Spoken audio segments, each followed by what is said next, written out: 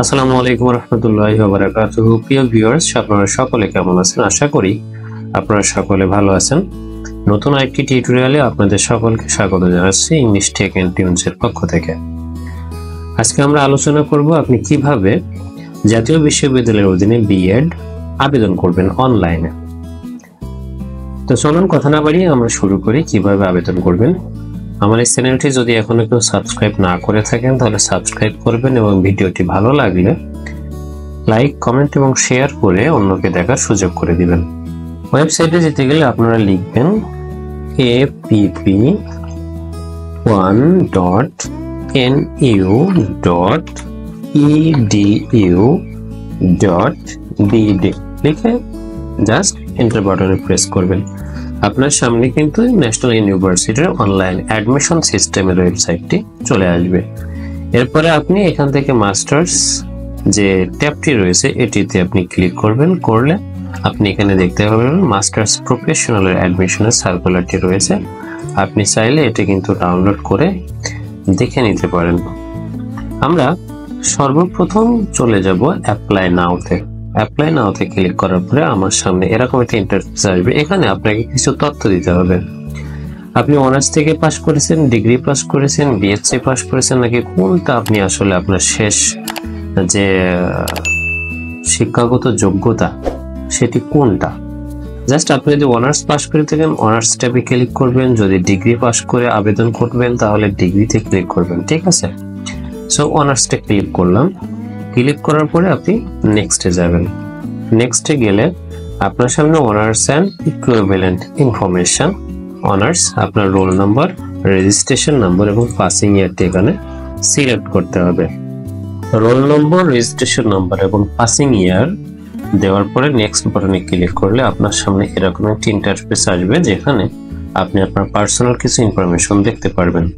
আপনার এখানে father's name, mother's name নাও লেখা থাকতে পারে, সেক্ষেত্রে আপনি এখানে click to change, then change করে আপনি এখানে আপনার বাবার যে নাম সে নামটি আপনি লিখে দিবেন।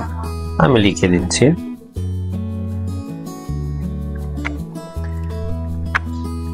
দেন মায়ের নামটিও আপনি এভাবে লিখে দিবেন।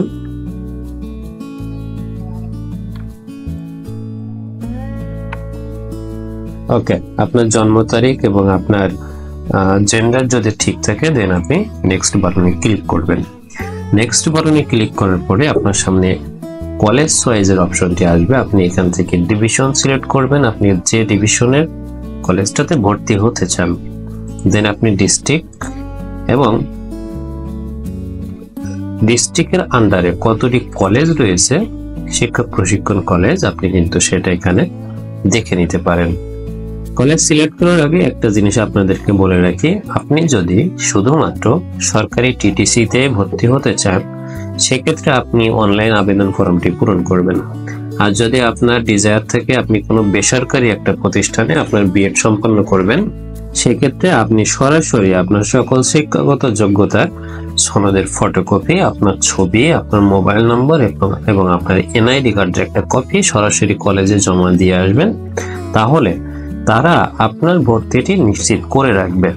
বেসরকারিতে বিএড করতে গেলে আপনি নিজে নিজে কখনো আবেদন ফর্মটি পূরণ করবেন না, এটা আমার সাজেশন রইল। শুধুমাত্র আপনি যদি সরকারি টিটিসিতে ভর্তি হন তবেই আপনি আবেদন ফর্মটি পূরণ করবেন।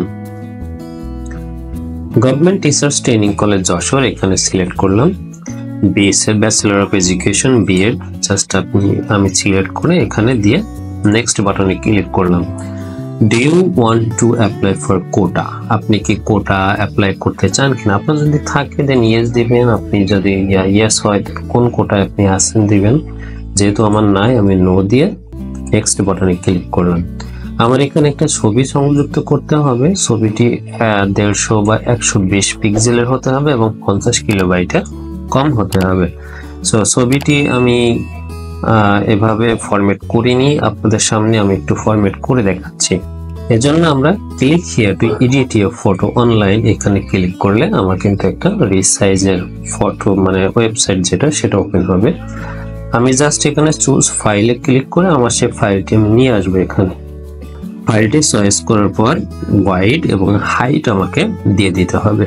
সো আমাদের ওয়াইড চেয়েছিল 120 পিক্সেল, হাইট চেয়েছিল 150 পিক্সেল।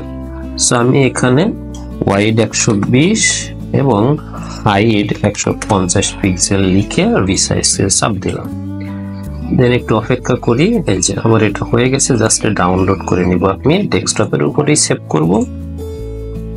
করার পরে পুরোটা এখানে গিয়ে এই যে চুজ ফাইল, দেন ডেস্কটপে আমার ফাইলটি রেখেছিলাম, জাস্ট এখানে ক্লিক করে দিলে কিন্তু এটা হয়ে যায়। দেন আপনি এখানে মোবাইল নাম্বার দিবেন, আমি মোবাইল নম্বরটি দিয়ে দিচ্ছি, আপনার ইমেল নাম্বারটি এখানে দিবেন। দেন নেক্সট বাটনে ক্লিক করবেন। ক্লিক করার পরে আপনাকে এখানে লেটার অফ কমিটমেন্ট দিতে হবে, অর্থাৎ আপনি জাতীয় বিশ্ববিদ্যালয়ের আন্ডারে প্রফেশনাল কোর্সে ভর্তি হচ্ছেন, সেই সময়ে আপনি বাংলাদেশের অন্য কোনো বিশ্ববিদ্যালয় বা অন্য কোনো কোর্সের রেগুলার কোর্সে অধ্যয়নরত নন, এই মর্মে। সো এই ফাইলটি আপনি কোথায় পাবেন? এখানে এই যে ডাউনলোড বাটনে ক্লিক করলে ফাইলটি ডাউনলোড হয়ে যাবে। সেই ফাইলটি প্রিন্ট আউট করে নেবেন, প্রিন্ট আউট করে একেবারে হাতে লিখে পূরণ করবেন। এখানে আওতায় যে বিএড কোর্স দিতে হবে, ঠিক আছে? এরপরে আপনার নাম, ঠিকানা, পিতার নাম যা যা আছে যেভাবে আছে আপনি সেভাবে সুন্দর করে পূরণ করে দিবেন। 11 এবং 12 নম্বরে যেটা আছে প্রাপ্ত নাম্বার, মোট নাম্বার, যেহেতু আমাদের এখন কিন্তু সিজিপিএ দেয়, সুতরাং আমাদের এখানে নাম্বার নাই। কোন শিক্ষক যদি পূর্বের সনাতন পদ্ধতিতে নাম্বারিং পদ্ধতিতে তার রেজাল্ট থেকে থাকে এবং তিনি যদি বিএড করতে চান, তাহলে এখানে তার মোট নাম্বারটি দিয়ে দিবেন এবং এখানে তার প্রাপ্ত নাম্বারটি দিয়ে দিবেন এবং মোট নাম্বারটি নিচে দিয়ে দিবেন। আর যারা সিজিপিএ এর মাধ্যমে রেজাল্ট অর্জন করেছেন তাদের প্রাপ্ত সিজিপিএ দিবেন এই ঘরে এবং স্কেল দিবেন 4.00, ঠিক আছে? এরপরে আবেদনকারীর পূর্ণ নাম ও স্বাক্ষর এবং তারিখটা দিয়ে আপনি এটা স্ক্যান করে এই জায়গাতে অ্যাটাচ করে দিতে হবে। সো আমি আগে একটা করে রাখছি, আমি জাস্ট অ্যাটাচ করে দিব। সেই জন্য সোর্স ফাইল, দেন আমি ফাইলটি যেখানে রেখেছি জাস্ট সেই জায়গাটাতে আমি চলে যাব।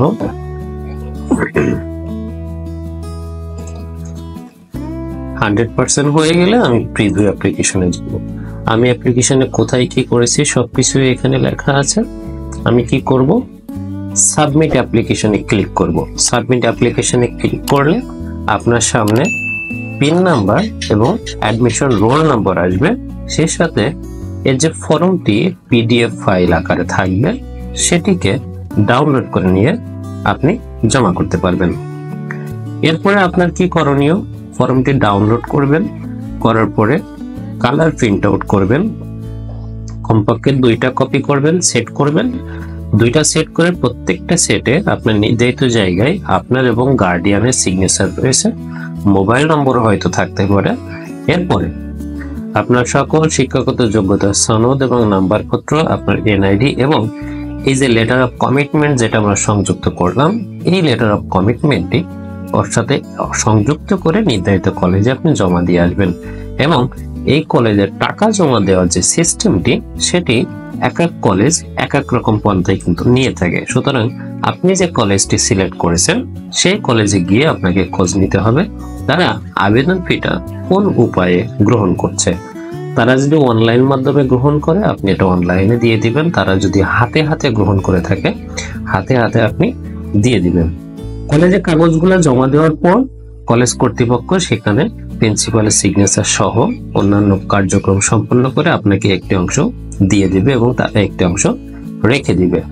কলেজে যখন রিসিভ করে নিবে তখন আপনার নির্ধারিত মোবাইল নম্বরে কিন্তু একটা মেসেজ আসবে যে আপনার আবেদনটি অমুক কলেজ দ্বারা গ্রহণ করা হয়েছে অথবা রিসিভ করা হয়েছে। ঠিক আছে? এই ব্যাপারে অন্য কোনো প্রশ্ন থাকলে আপনারা আমাকে কমেন্ট করতে পারেন, আমি ইনশাআল্লাহ উত্তর দেওয়ার চেষ্টা করব।